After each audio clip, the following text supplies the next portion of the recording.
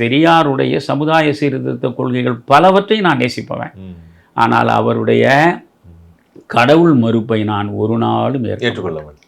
என்னை மீறிய ஒரு இறையாற்றல் என்னை இயக்குறதுன்னு எனக்கு சின்ன பிள்ளையிலேருந்து அந்த எண்ணத்தை என்னுடைய பெற்றோர் எனக்குள்ளே கொண்டு வந்து சேர்த்து விட்டாங்க. அதிலிருந்து நான் விடுபடவும் விரும்பவில்லை.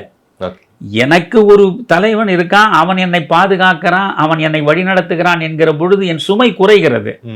கடவுள் இருக்கானோ இல்லையோ இளையராஜா, கடவுள் என்பவன் என்னை பார்த்து கொள்கிறான், எனக்கு அது போதுன்ற. நான் இப்போ கூட நான் சொன்னேன், அடுத்த நாள் வாழ்க்கை என்ன நடக்கும்னு எனக்கு தெரியாது, நாளை எப்பொழுது எப்படி என்பதை ஆண்டவனுக்கு கொடுத்துட்டு நாம் பாட்டி நிம்மதியாக இருக்க வேண்டியதுன்னு நான் நினைக்கிறேன். பாருங்கள், அதுக்கு அந்த நம்பிக்கை தான் முக்கியமானது.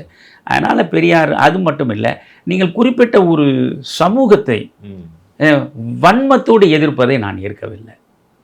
நீங்கள் பிராமண சமூகத்திற்கு எதிராக ஒரு கட்டத்தில் பிராமணர்கள் அவர்கள் ஆதிக்க மனோபாவத்தோடு இருந்திருக்கலாம், அவர்கள் பல வகையில் மக்களை ஒடுக்கி இருக்கலாம், அதெல்லாம் 100 ஆண்டு வரலாறு. அது இன்றைக்கு எவ்வளோ மாறி போச்சு. நான் இதெல்லாம் படித்து முடித்து ஆசிரியர் பணிக்கும் போன நிலையில் தான் இவ்வளவு விவாதங்களை ஒன்றும் செய்திருக்கிறேன். இப்பொழுதும் நீங்கள் பழையதை பிடித்து தொங்கிக் கொண்டு நீங்கள் ஒரு குறிப்பிட்ட சமூகத்திற்கு எதிராக வெறுப்புணர்வை ஊட்டுவது எனக்கு பிடிக்காது. அதனால் பெரியாரை நான் மதிக்கிறேன்.